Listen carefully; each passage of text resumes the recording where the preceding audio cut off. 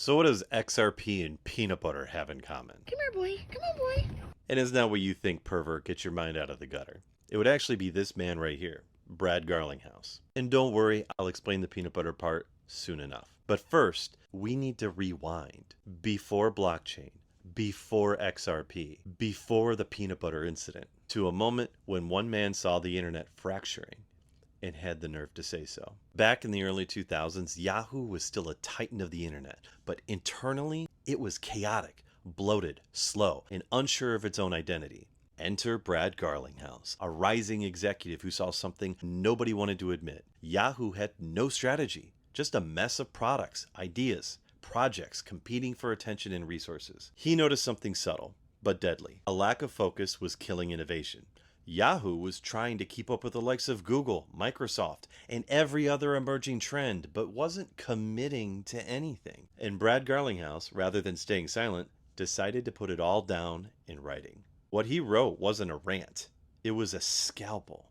With sharp, clear language, he dissected Yahoo's culture of indecision. He said, "We're spreading ourselves too thin, like peanut butter across too much bread." He also said in the memo that I hate peanut butter. We all should. He called for fewer projects, more ownership, and in his words, a radical reorganization that would include 15 to 20% organizational layoffs, stating in the memo, heads must roll. While it may seem like a dramatic approach to you and me, this wasn't some manager venting on a whiteboard. It was a strategic roadmap to save a sinking ship. But here's the twist. Yahoo leadership saw the memo and said to themselves, if it's broke and running, it ain't broke, and then brushed it off. Yahoo completely ignored him. That memo became one of the most iconic internal documents in Silicon history, the infamous Peanut Butter Manifesto. And within a decade, Yahoo would be broken, dismantled, and sold in parts exactly as Brad Garlinghouse had predicted. Now fast forward. Blockchain is exploding, Bitcoin skyrocketing, Ethereum is reinventing code. Most people are collecting tokens like trading cards, speculating on price swings. But Brad Garlinghouse, he's building systems, real infrastructure, legal frameworks, use cases that touch real world. He joins Ripple first as COO, then CEO, not to talk about the future, but to build it. While many in the cryptocurrency boom were fixated on speculative gains, Brad Garlinghouse was focused on real-world utility, which means building systems in blockchain technology that actually does something and solves a problem. In late 2019, during one of the loudest hype cycles in crypto, he predicted that 99% of all cryptocurrencies will likely go to zero. Only a few solving real customer problems, he said, would survive and become game-changing. That sobering analysis cut through the noise. It showed he could see past the frenzy, lock into what actually matters. Just like a Yahoo, Brad Garlinghouse understood that lasting success doesn't come from trends. It comes from solving real-world problems with real technology. Another layer of his genius is how early he grasped the importance of regulation and long-term infrastructure. From the beginning, Ripple worked with regulators, not around them. While other crypto companies avoided compliance, Garlinghouse made sure Ripple secured the necessary licenses ahead of time, including approvals in heavy regulation states like Texas and New York. This wasn't just smart, it was strategic. Under Garlinghouse, RippleNet expanded to 70 plus countries. Partnerships rolled in. PNC Bank, SBI Holdings, Tranglo, Asimo, even MoneyGram, which begins using XRP to settle real-time international payments. This isn't about buying low and selling high. This is about enterprise blockchain solving trillion-dollar inefficiencies in cross-border liquidity in ways Swift, the older, outdated cross-border payment system, simply can't.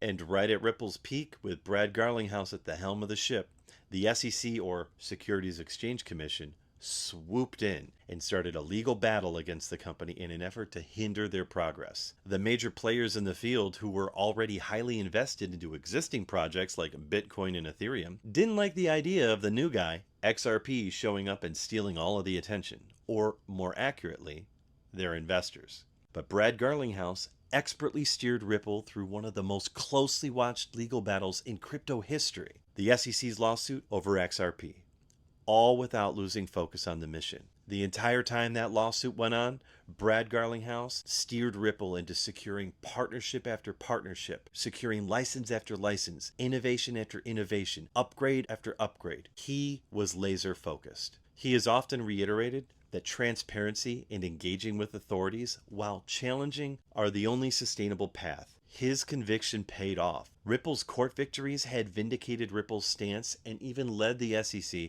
to retreat on certain positions, overall making Ripple and XRP victorious in the lawsuit, declaring XRP a commodity, not a security. This lawsuit not only paved the way for Ripple, but for all of crypto.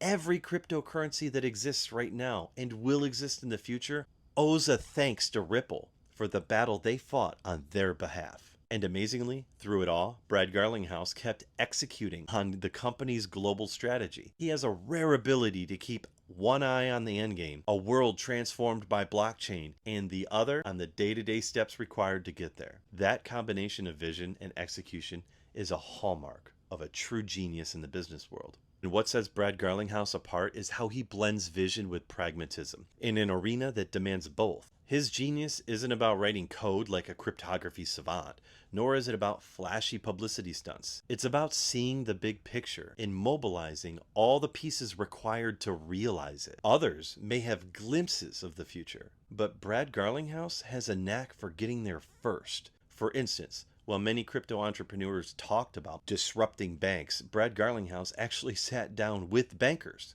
and regulators worldwide, persuading them that blockchain could upgrade their systems rather than overthrow them. This cooperative strategy was contrarian in the early crypto days, but it's looking more and more genius as the industry matures. Importantly, Brad Garlinghouse manages to celebrate others' contributions to fintech while clearly leading from the front. He often speaks highly of his colleagues and even his competitors, openly acknowledging the innovations behind Bitcoin and Ethereum. He's the kind of leader who can celebrate others while still letting his own sights set higher. By honoring fellow innovators, then boldly pushing further, Garlinghouse doesn't come across as an arrogant disruptor. He comes across as a relentless builder, someone who outpaces the field by not tearing others down, but by simply doing more, sooner, and better. If you haven't guessed it already, Brad Garlinghouse is someone I deeply admired and I genuinely look up to. Not just for what he's built, but for how he shows up. He's calm, direct, unshakable, but not because he's trying to sell you something or bend the truth to fit a narrative. He's unflappable because he's authentic. He doesn't bend the truth to manipulate. He speaks with clarity because he truly believes in what he's building. And that conviction speaks louder than any pitch. When you combine that authenticity with his undeniable genius, you get someone you can easily respect and look up to. I would love the opportunity to meet him, work with him, or just be around someone like him. He's able to see the future unfolding in ways that others don't. He's superpositioned Brad Garlinghouse, living in both 2035 and 2025 at the same time, making both a reality. That's why he gets so much done. He's truly living in both the future and the present. I own XRP, but I'm not invested in XRP.